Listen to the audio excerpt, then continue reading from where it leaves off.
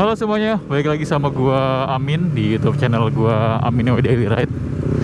Jadi hari ini hari Sabtu tanggal 14 Januari tahun 2023. Kali ini gue lagi ada di daerah sekitaran Gandaria City, Jakarta Selatan. Hari ini jam 10 lewat 26 malam ya kan, hampir jam setengah 11 malam gue keluyuran. Kebetulan hari ini malam minggu, jadi mungkin lu ngeliat jalanan sekitar masih ramai. Lu lihat jalanan depan gua itu masih lumayan ramai karena ya banyak dede-dede yang baru pulang kerja, baru pulang nongkrong, pulang pacaran dan segala macem. Jadi di kesempatan kali ini seperti biasa gue bakal bahas tentang CBR dan CBR lagi.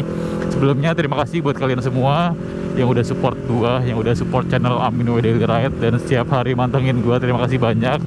Gua sangat terapresiasi dan sangat mengapresiasi kalian atas effort yang sudah kalian berikan kepada gua. Terima kasih banyak. Dan sebisa mungkin gue bakal memberikan konten yang bermanfaat buat kalian dengan visual yang bagus dan audio yang oke juga, karena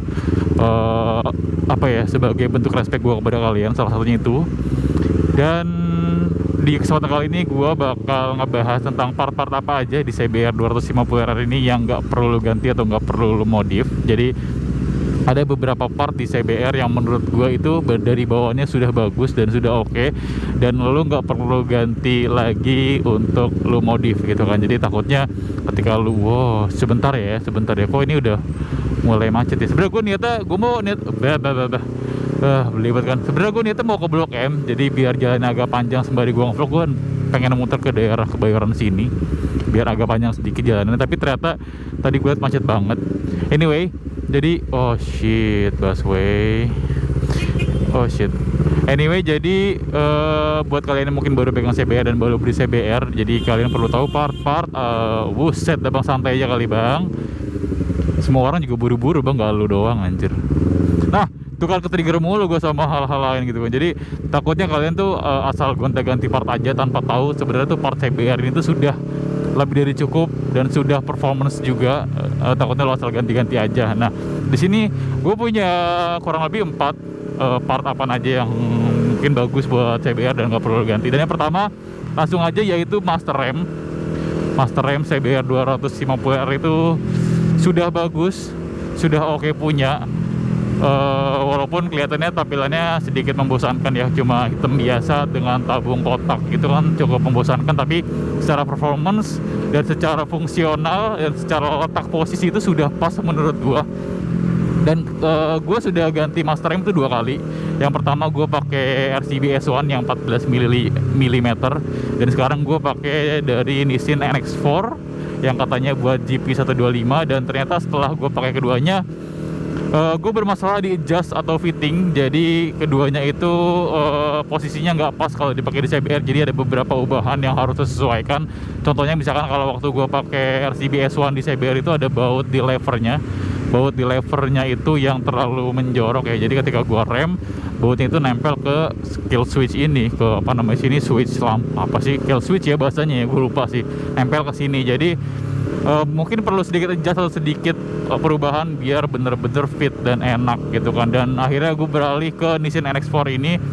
Ini juga baru-baru kurang lebih 6 bulan gue pakai Nissin NX4 ini. Dan ternyata yang pertama memang dia nggak ada bawaan sensor lampu rem, sensor remnya ya, apa sih namanya, sensor rem lah gitu ya. Jadi kalau ngerem jadi belum ada sensornya, jadi lo harus beli lagi tambahan. Kadang untuk beberapa seller mungkin ada yang sudah dengan tambahan sensor rem, apa sih namanya itu gue lupa deh, kayak bentuknya kecil gitu, kayak switch rem namanya, lupa gue. Switch remnya itu belum ada. Mungkin kalau seller yang baik dia nyediain switch remnya gitu. Dan ini juga sama, gue kendala di posisi NXRS ini, karena dia walaupun dia master rem aksial yang nggak terlalu lebar, tapi gue concern di fittingnya karena beberapa kali gue pasin itu dia masih mentok sama ini kill switchnya juga.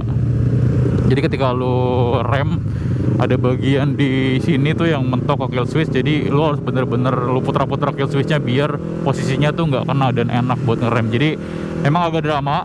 Dan secara performance memang ketiganya sama ya, yang standar, yang RCB S1 maupun yang ini sama-sama 14 mm. Dan gue pakai kaliper standar di mana itu sudah cocok dan sudah fit. Lampu merah, malas banget, tapi tetap gue lanjutin. Dan ya Buat kalian yang mungkin kalau pengen sekalian upgrade bisa langsung pakai Brembo RCS Corsa Corta ataupun dari Gale Speed dan segala macam. Tapi kalau untuk yang dua itu NX4 maupun RCBS1 kayaknya kurang enak karena harus ada beberapa adjustment yang biar rem lu tuh makin oke gitu. Ini kayak belum lampu hijau deh.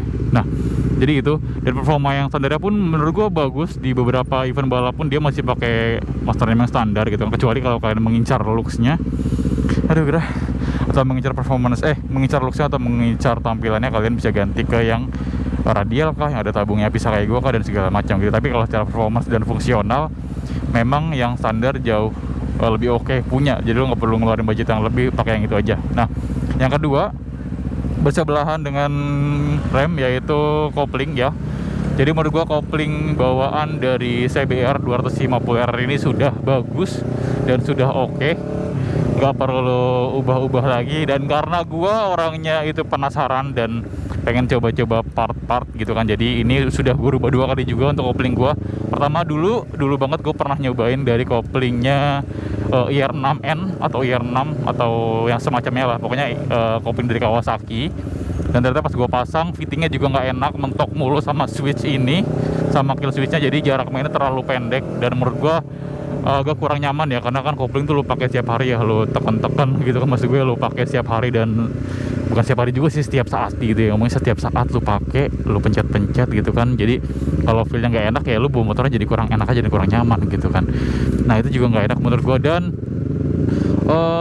bodinya kegedean karena tempatnya kecil, di sini spotnya kecil, jadi ketika lu pakai kopling dari IR6 jadi harus perlu jas. Dan sekarang gue pakai kopling dari R25 ya, sama aja, terkendala di fitting, nggak 100% fit banget di CBR, jadi kayak sedikit ada yang nempel di kill switch buat kopling R25 ini. Tapi menurut gue ini masih oke, masih nyaman dipakainya dibanding kopling dari Kawasaki. Dan gue sarankan kepada kalian, kalau kalian nggak pengen ganti, kalau kalian pengen ganti kopling, sekalian aja yang ke Aqua 1 ataupun ke Gale Speed yang bagus kalian.